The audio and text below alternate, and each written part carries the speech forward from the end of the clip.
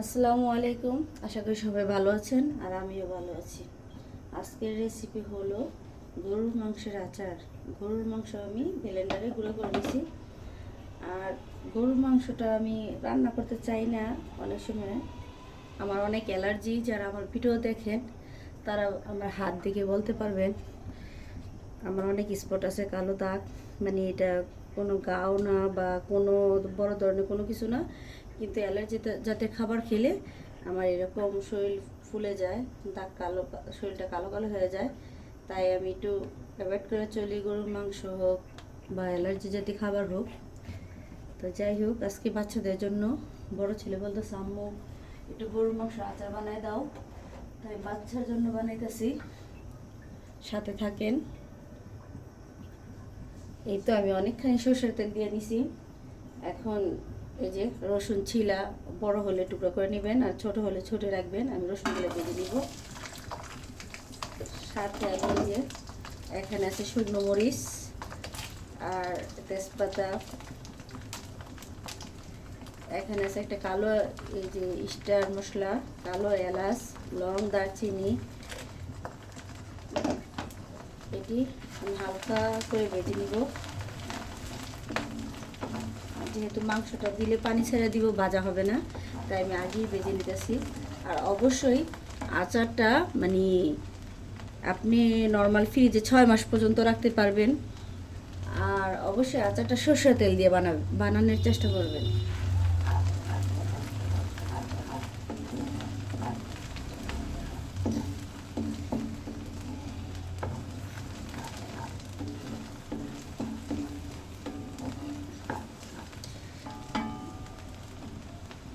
তেলের ফেনায় মানে কি দিছি এটা দেখাই যায় না।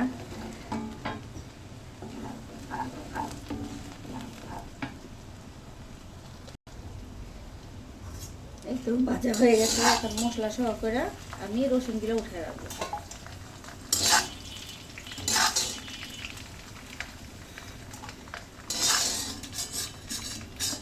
আর অবশ্যই আমার রান্নাটা ফলো করবেন, দেখবেন রেসিপিটা অনেক সুন্দর হবে, খেতেও খুব সুস্বাদু হবে।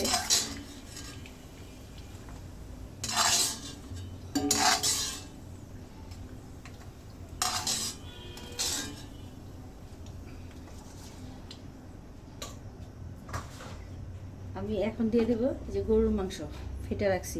আর গরুর মাংসটা আমি খুব কম খাই, কারণ আমার প্রচুর অ্যালার্জি গরুর মাংসতে। আমি যখনই রান্না করি, বাচ্চাদের জন্য রান্না করি, এই যে গরুর মাংসটা ভালো করে ভেজে নেবেন।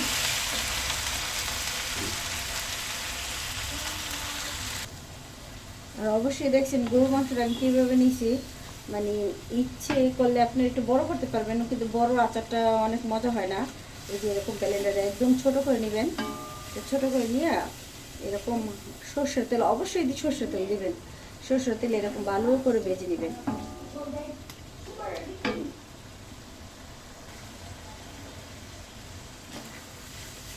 এই তো ভাজা হয়ে গেছে। এখন আমি এই যে পেঁয়াজ ব্লেন্ডার করে রাখছি, এই যে দেখেন পেঁয়াজটা দিয়ে দিব। ব্লেন্ডার করে রাখছি পেঁয়াজটা।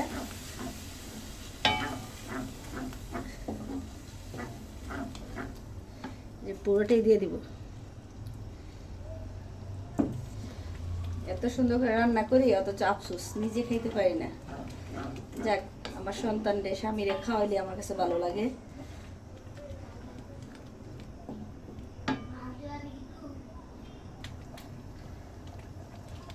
আর এখানে দিয়ে দিব আমি আদা রসুন বাটা। এই যে একটু বেশি দিব, গরুর মাংসের মধ্যে একটু আদা রসুন বাটাটা বেশি লাগে।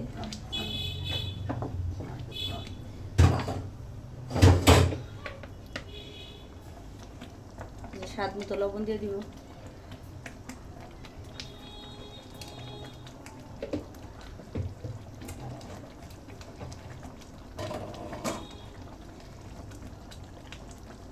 গরম মশলা তো আস্তে আমি তেলে ভেজে নিছি, এটা তো দিবই। এই যে গরম মশলার গুঁড়ো দিয়ে দিব একটু,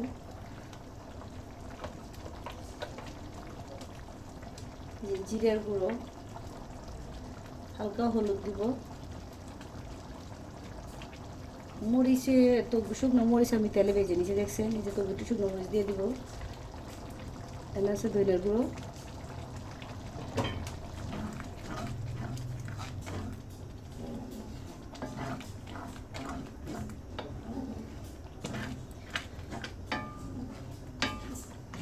দিয়ে ভালো করে একটু কষাই নিব। এই যে দেখেন আমার কষানো হয়ে গেছে, এখন তেল ছেড়ে দিছে আর খুব সুন্দর একটা ফ্লেভার আসতেছে। এখন এই যে আগে থেকে মশলা, রসুন, শুকনো মরিচ ভেজে নিছি, এটা দিয়ে দিব।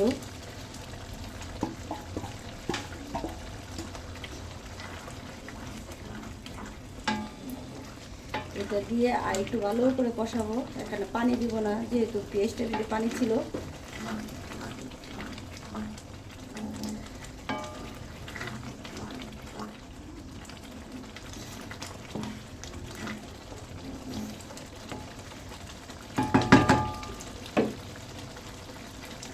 আর সামনে যেহেতু কুরবানির মাংস, কম বেশি সবার ঘরে গরুর মাংস থাকে, এই রেসিপিটা ফলো করবেন, দেখবেন খেতে গরম ভাতের সাথে, রুটি পরোটার সাথে খেতে অনেক মজা লাগবে।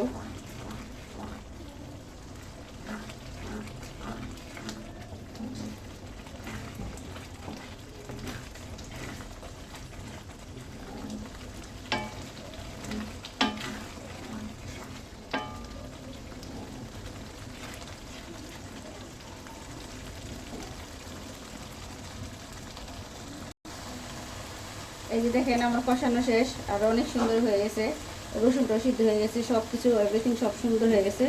আর এই যে দেখেন এখানে আছে আচারের 5 মশলা, আর এই যে শুকনো মরিচ ফেটে নিছি, এটা এখন আমি দিয়ে দিব।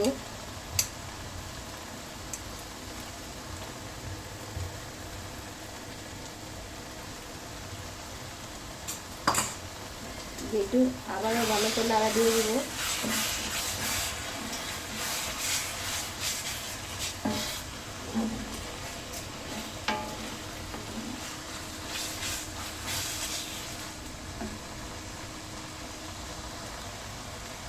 এই যে একদম শেষ পর্যায়ে এখন দিয়ে দিব ভাজা জিরার গুঁড়ো। তো আমার আচার, গরুর মাংসের আচারটা কেমন হয়েছে অবশ্যই সবাই কমেন্টে জানাবেন। আল্লাহ হাফেজ।